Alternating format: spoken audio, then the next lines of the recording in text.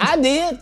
I did. See, I got the receipts for everything I'm telling you. That's why I can say them so freely. The entertainment industry has always been a world of smoke and mirrors, where the glittering facade of fame conceals disturbing truths about power, control, and racial politics. What has recently emerged through shocking revelations from Terrence Howard, Katt Williams, and other prominent Black entertainers is a pattern so systemic, so deeply embedded in Hollywood's power structure, that it demands a complete reevaluation of how we view Black male stardom. This isn't just about salacious gossip or industry drama.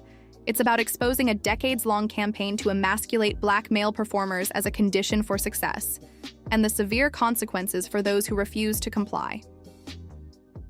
Hey, did you ever have the opportunity where you got invited and you said no to it? Hell yeah.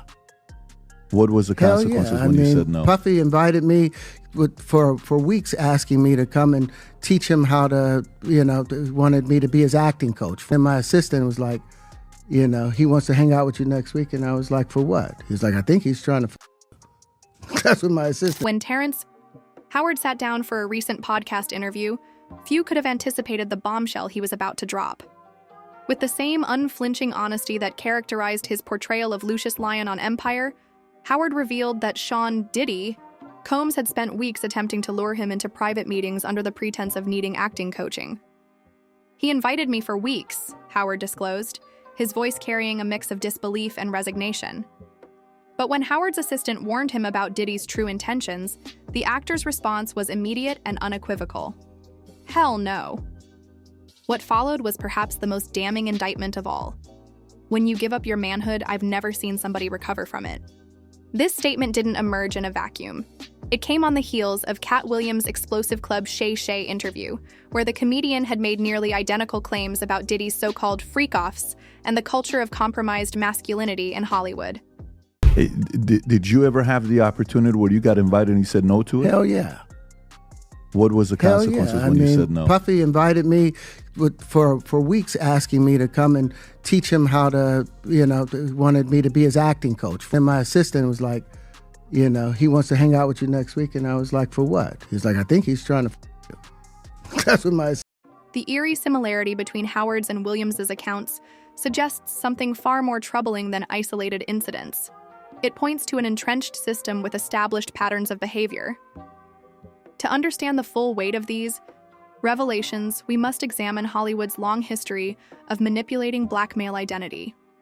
From the early days of cinema, Black men were relegated to two primary archetypes, the brute and the buffoon. While the former portrayed them as dangerous and hypermasculine, the latter required them to be emasculated and ridiculous. This dichotomy created a no-win situation where Black male performers were either feared or mocked, but never respected as complete, complex human beings. Fast forward to the modern era, and the methods have become more sophisticated, but no less damaging. The insistence that Black male comedians wear dresses, a trope so pervasive it's become a running joke within the community itself, is perhaps the most visible manifestation of this phenomenon. What appears on the surface as harmless comedy often serves a deeper, more insidious purpose. But when you give up your manhood, I've never seen somebody recover from it. That was all the people that went to the Puffy parties. That was all the people that did all those things thinking that there was never going to be a consequence for what they were doing. Got punked out and pimped out by some greater. The ritualistic humiliation of Black masculinity. Dave Chappelle's legendary stand against this system remains one of the most telling examples in recent memory.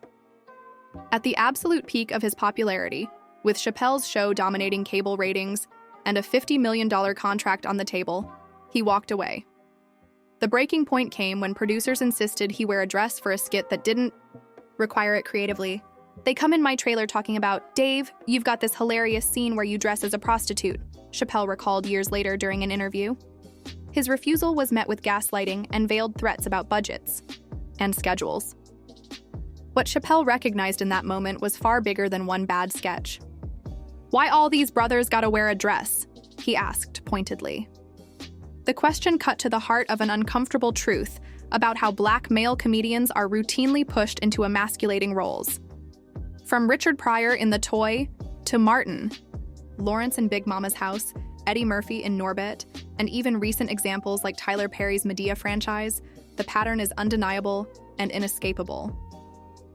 The psychological impact of this pressure cannot be overstated. Like when I connect dots that maybe shouldn't be connected, I don't know. But certain dots, like when I see that they put every black man in the movies in a dress at some point in their career, I'll be connecting them down like, wow, all these brothers got to wear a dress. Jamie Foxx once quipped, "In Hollywood, they give black men two options, play a criminal or play a woman." Behind the laughter lies a grim reality. These roles often come with strings attached, and refusal can mean career stagnation or outright blacklisting. The choice becomes either compromise your dignity or risk your livelihood, a Faustian bargain no performer should have to face. Kevin Hart's career trajectory provides a particularly illuminating case study. For years, Hart built his brand on hyper-masculine humor, publicly vowing never to wear a dress as part of his act. He turned down lucrative roles that required cross-dressing, making his refusal a point of professional pride. Then came his 2015 SNL appearance in full drag, and suddenly, his career trajectory changed dramatically. Blockbuster movie roles, Netflix specials, and nine-figure paydays followed in rapid succession. The timing raised eyebrows among keen industry observers. Was the dress appearance Hart's humiliation ritual, an industry initiation where stars must endure public degradation to access the highest levels of success? The theory gains credence when examining other stars' career trajectories. Will Smith's infamous Oscar slap incident occurred just before he finally won his first Academy Award after 30 years in the industry. Coincidence or confirmation of Hollywood's unspoken quid pro quo? Katt Williams pulled no punches when addressing this system during his explosive Club Shay Shay interview. He didn't just implicate Diddy, he exposed the entire machinery of compromise and coercion. "They want you to compromise yourself," Williams declared, detailing how producers dangle life-changing money with hidden conditions. What made Williams's testimony so powerful was his willingness to name names and provide specific instances where he turned down millions to protect his integrity. His account of being pressured to co-star in Big Mama's House 2 was particularly revealing. "They wanted me to get in a dress with Martin," Williams said, referring to Martin Lawrence. His refusal was absolute. "You don't want me, you want Brandon T. Jackson." The role went to Jackson shortly after. Williams's implication was clear. Those who play along get rewarded.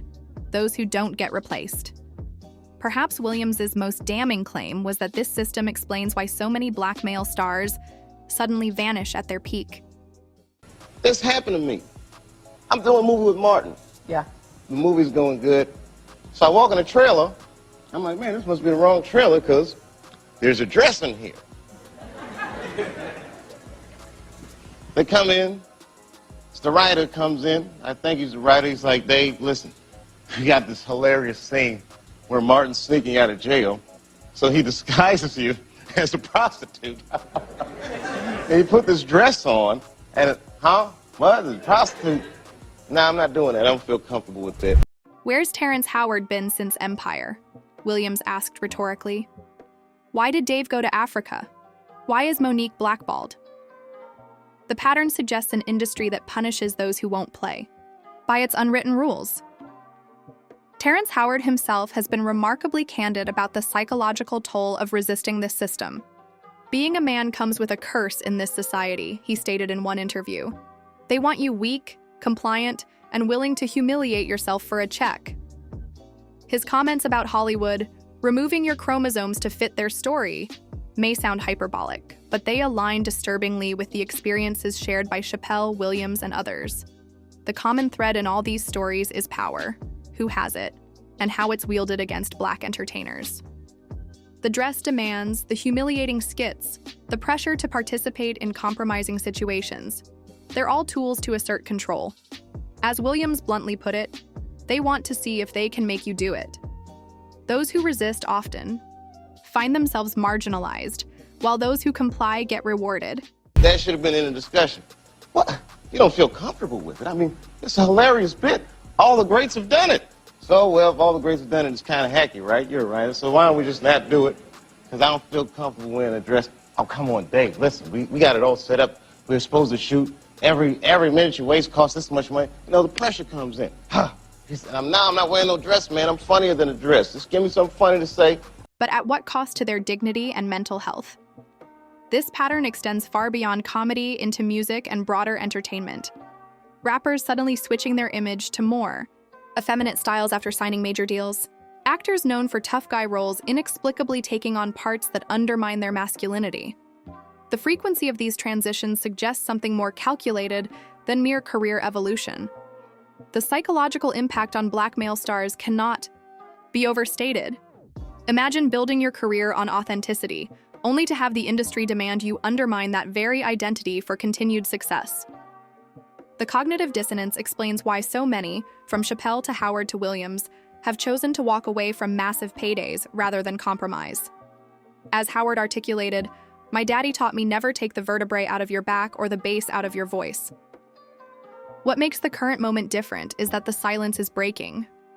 Where once these conversations happened behind closed doors, platforms like podcasting and social media have given stars a way to bypass traditional media gatekeepers. The result?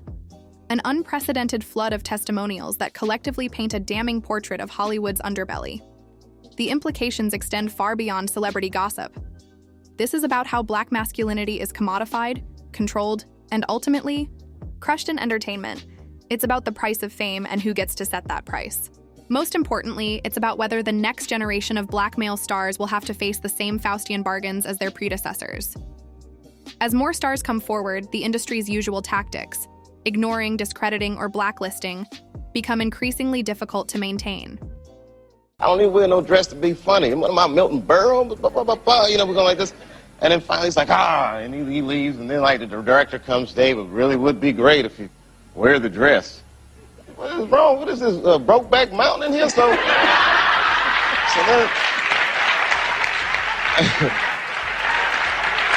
wear the dress. I don't want to wear the dress. I want to wear this dress. You know what I mean? This is, oh gosh, this guy's so difficult. They leave. Now the producers comes, come on, David, would be so great. I mean, and then I started thinking about it. All the comics that I've seen, man, you know, strong brothers, why they be putting us in the... The question now is whether this momentum will lead to real change, or if the machine will simply find new ways to enforce its old rules. One thing is certain, the conversation has moved past the point of no return.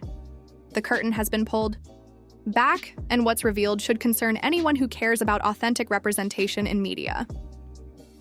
The stories from Howard, Williams, Chappelle, and others form a mosaic that's impossible to unsee. They reveal an entertainment industrial complex that still views black men through a lens of stereotype and subjugation. But they also showcase something equally powerful: the courage of those who've said no despite the consequences. In an industry built on illusions, their truth-telling might be the most revolutionary act of all. What happens next depends on whether audiences continue demanding accountability, and whether more stars find the courage to speak their truth. Because if there's one lesson from these revelations, it's that the industry's darkest secrets don't stay buried forever. The only question is who will step forward next, and what they'll reveal about the price of fame in Hollywood. The systematic emasculation of black male entertainers isn't just an industry problem. It's a cultural crisis that reflects broader societal attitudes about black masculinity. As these courageous voices continue to come forward, they're not just exposing Hollywood's dirty secrets. They're challenging us all to examine how we consume entertainment and what we're willing to accept as the cost of our entertainment. The revolution won't be televised, but thanks to these truth-tellers, it's being podcasted, streamed, and shared across social media, one shocking revelation at a time.